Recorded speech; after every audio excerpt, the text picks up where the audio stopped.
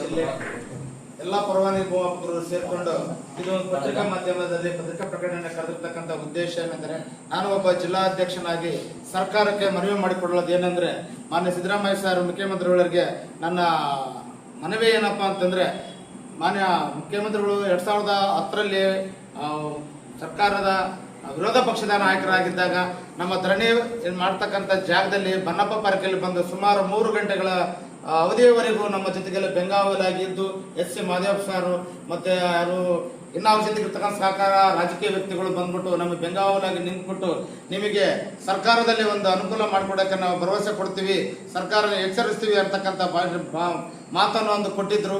ಆ ಮಾತಿನಂತೆ ಈಗ ಮಾನ್ಯ ಮುಖ್ಯಮಂತ್ರಿಗಳು 2 ಸಾರಿ ಮುಖ್ಯಮಂತ್ರಿ ಆಗಿದ್ದಾರೆ.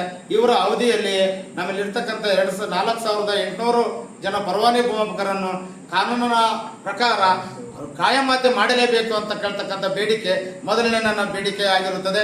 ಮತ್ತು ಇದು ಸ್ವಲ್ಪ ಕಾನೂನು ತೊಡಕೆದಲ್ಲಿ ಲೇಟ್ ಆಗೋ ಸಮಯ ಬಂದ್ರೆ ಕನಿಷ್ಠ ವೇತನ ಇಲ್ಲ ಸಮಾನ ಕೆಲಸಕ್ಕೆ ಸಮಾನ ವೇತನ ಆಗುವವರೆಗೂ ಯಾವುದೇ ಕಾರಣಕ್ಕೆ ರಾಜ್ಯಾದ್ಯಂತ ನಾವು ಮುಷ್ಕರವನ್ನು ಕೈ ಬಿಡುವುದಿಲ್ಲ ಅಂತಕ್ಕಂಥ ಸರ್ಕಾರವನ್ನು ಎಚ್ಚರಿಸಲಿಕ್ಕೆ ಬಯಸುತ್ತೇನೆ. ಮತ್ತೆ ಮಾನ್ಯ ಮುಖ್ಯಮಂತ್ರಿಗಳು ನಮ್ಮೆಲ್ಲ ಪರವಾನಗಿ ಭೂಮಾಪಕರಿಗೆ ಅನುಕೂಲ ಮಾಡಿಕೊಟ್ರೆ ಅವ್ರ ಫೋಟೋ ಹಾಕೊಂಡು ನಾವೆಲ್ಲ ಹೆಂಡ್ರು ಮಕ್ಕಳು ಅವರು ಇರ್ತಕ್ಕಂಥ ಅವ್ರಿಗೆ ನಾವು ಚಿರಋಣಿಯಾಗಿರುತ್ತೇವೆ ಅಂತಕ್ಕಂಥ ಮಾತನ್ನು ತಿಳಿಯಲು ಬಯಸುತ್ತೇನೆ. ಇಲ್ಲಿ ನಮ್ಮ ಕುಳ್ಳಿಯ ತಾಲೂಕಿನಲ್ಲಿ ಇರ್ತಕ್ಕಂಥ ಸಂಘ ಸಂಸ್ಥೆಗಳಾಗಿರ್ತಕ್ಕಂಥ ನಾವೆಲ್ಲ ರೈತ ಸಂಘದವರು, ಇನ್ನು ಅಭಿವೃದ್ಧಿ ಸಂಘಗಳು ಇರ್ತಕ್ಕಂಥ ಎಲ್ಲ ಪದಾಧಿಕಾರಿಗಳು ಇಲ್ಲಿ ಬಂದು ನಮ್ಮ ಹೋರಾಟಕ್ಕೆ ಬೆಂಬಲವನ್ನು ಸೂಚಿಸಿದ್ದಕ್ಕೆ ಬಹಳ ಸಂತೋಷವನ್ನು ವ್ಯಕ್ತಪಡಿಸುತ್ತೇನೆ.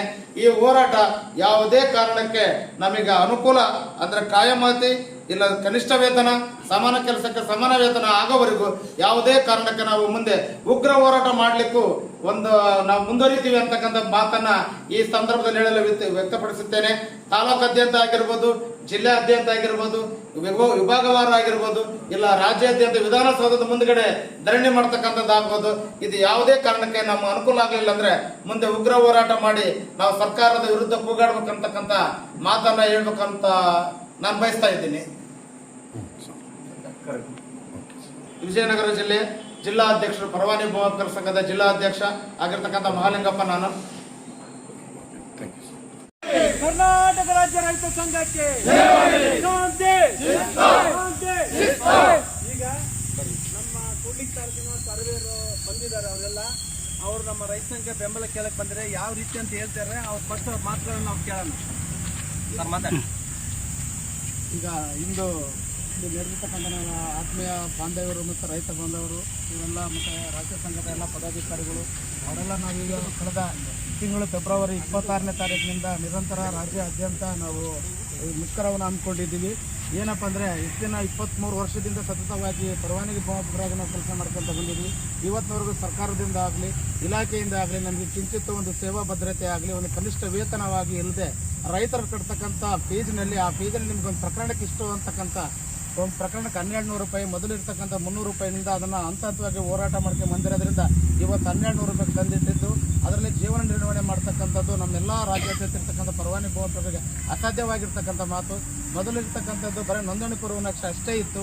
ಈಗ ಅದು ಮುಂದುವರೆದ ಭಾಗವಾಗಿ ಕೋರ್ಟ್ ಕಮಿಷನ್ ವಾರಂಟ್ ಇರ್ಬೋದು, FDP ಇರಬಹುದು, ಕೆರೆ ಅಳತೆ ಇರ್ಬೋದು, ಅರಣ್ಯ ಇರಬಹುದು, ಮಿಕ್ಕಿರ್ತಕ್ಕಂಥ ಹದ್ದುಬಸ್ತುಗಳು ಇದ್ದಾವೆ, ಈಸ್ವತ್ತು ಇದ್ದಾವೆ, ಅಲಿನೇಷನ್ ಇದ್ದಾವೆ ಮತ್ತು ಸೆಂಟ್ರಲ್ ಗೌರ್ಮೆಂಟ್ ಆಗಿ ಪ್ರಾಜೆಕ್ಟ್ಗಳು ಆಗಿರ್ತಕ್ಕಂಥ ಸ್ವಾಮಿತ್ವ ಯೋಜನೆ, ಆಕಾರ್ಬನ್ ಡಿಜಿಟೈಸೇಷನ್ನು ಮತ್ತಿನ್ನು ಹಲವಾರು ಕಾರ್ಯಕ್ರಮಗಳನ್ನು ರಾಜ್ಯ ಸರ್ಕಾರ ಮತ್ತು ಕೇಂದ್ರ ಸರ್ಕಾರದಿಂದ ಅನುಮೋದನೆ ಪಡಿಸ್ಕೊಂಡ್ಬಿಟ್ಟು ನಮ್ಮಿಂದ ನಿರಂತರವಾಗಿ ಶೋಷಣೆ ಮಾಡ್ತಕ್ಕಂಥ ನಮ್ಮ ಇಲಾಖೆಯವರು ಮಾಡ್ತಾ ಇದ್ದಾರೆ.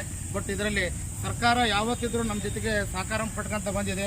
ಪ್ರತಿಯೊಂದು ನಮ್ಮ ಸಂಬಂಧಪಟ್ಟಿರ್ತಕ್ಕಂಥ ಸಚಿವರುಗಳು ಸಹ ಇವರನ್ನೊಂದು ಪರಿಗಣನೆ ಮಾಡ್ಕೊಳ್ಳಿ ಅಂತಕ್ಕಂಥ ಮಾತನ್ನು ಮತ್ತು ಪತ್ರದ ಮುಖಾಂತರ ತಿಳಿಸಿದ್ರಿಗೂ ಸಹ ನಮ್ಮ ಇಲಾಖೆಯಲ್ಲಿ ಇರ್ತಕ್ಕಂಥ ನಮ್ಮ ಹಿರಿಯ ಅಧಿಕಾರಿಗಳು ನಮ್ಮಲ್ಲಿ ಏಕೋ ಒಂದು ಮಲತಾಯಿ ಧೋರಣೆಯನ್ನು ತೋರಿಸ್ತಿದ್ದಾರೆ ಅನ್ನೋದನ್ನು ವಿಷಾದವನ್ನು ವ್ಯಕ್ತಪಡಿಸಿದ ನನಗೆ ಒಂಥರ ಮನ ನೋಯ್ತಿದೆ.